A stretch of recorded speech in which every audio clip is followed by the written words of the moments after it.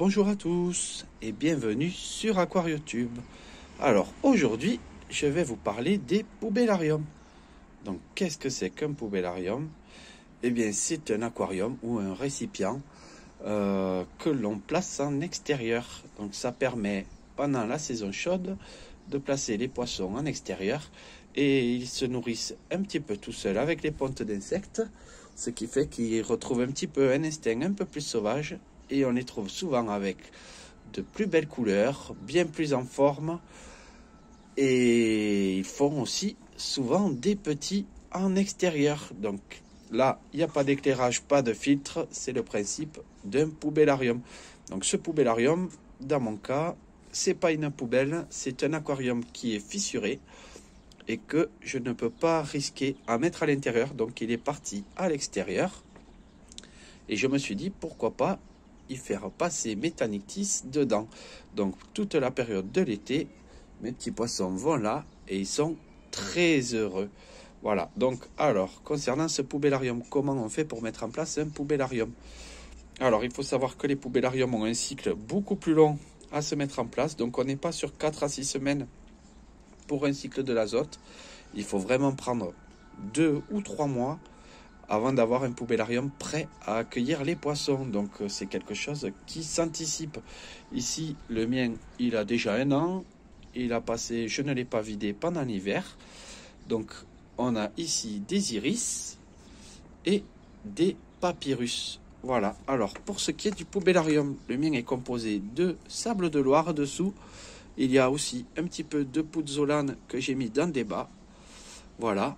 Et habituellement, j'y mets de la Limnophila sessiliflora et de l'Egeria densa. Donc la Limnophila sessiliflora n'a pas passé l'hiver, elle est toute morte. Par contre, l'Egeria, à ma grande surprise, a tenu tout l'hiver dehors. Donc j'en ai quand même gardé de côté dans mon aquarium à l'intérieur de l'Egeria densa et de la Limnophila sessiliflora. Ce qui fait que dans quelques temps, dès qu'il va faire au moins 15 degrés la nuit, je vais déplanter toute l'Egeria qu'il y a là, la jeter et mettre l'autre à la place. C'est pas nécessaire, mais bon, je préfère la changer quand même. Ça permettra d'enlever pas mal d'algues parce que il est bien évidemment envahi, voilà, si on regarde, par les algues filamenteuses. Donc ça permettra de faire un petit ménage. Alors, dans les poubellariums, il ne faut pas spécialement chercher à faire la chasse aux algues filamenteuses.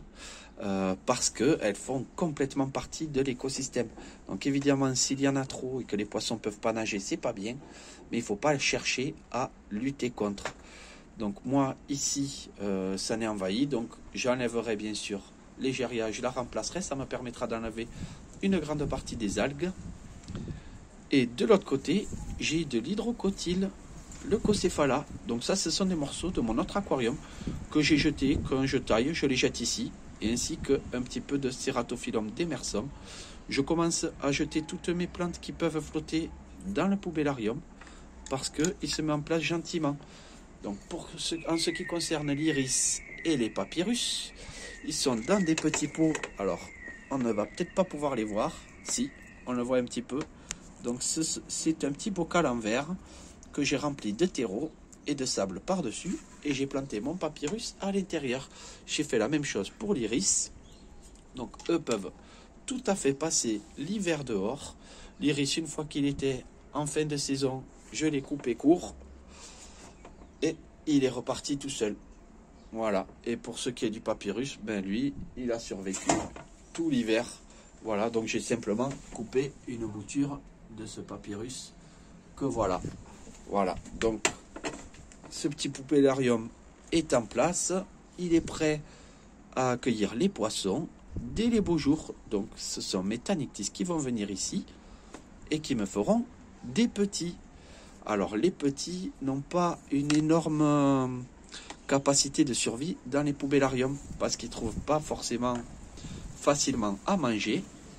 Donc l'été dernier j'ai eu plein de petits. Au final, il n'y en a que 5 sur plusieurs portées qui ont réussi à se développer et à grandir.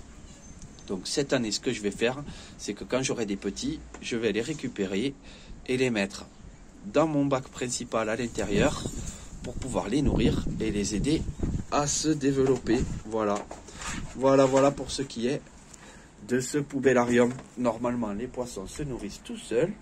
Ils vivent avec la lumière du soleil, sont réveillés avec des faibles intensités, contrairement avec les lampes LED. Et c'est vrai que c'est beaucoup mieux pour les poissons. On leur trouve une meilleure vivacité, vraiment un meilleur physique et également des meilleures couleurs, quoi. Donc c'est vraiment appréciable de faire passer l'été dehors à ces poissons. Alors on ne peut pas mettre n'importe quel poisson.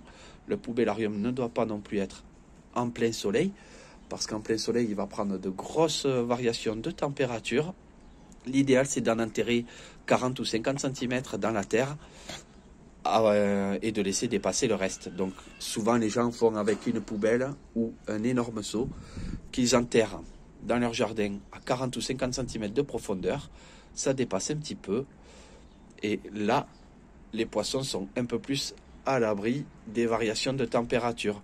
Si on n'est pas à l'abri des variations de température, que rien n'est planté, rien n'est enterré, il faudra choisir des espèces qui peuvent encaisser un petit peu plus des variations de température. Donc moi, Metanictis albonubes, j'ai pris une espèce non voilée, parce que les espèces non voilées peuvent beaucoup plus encaisser les variations de température que les espèces à voile.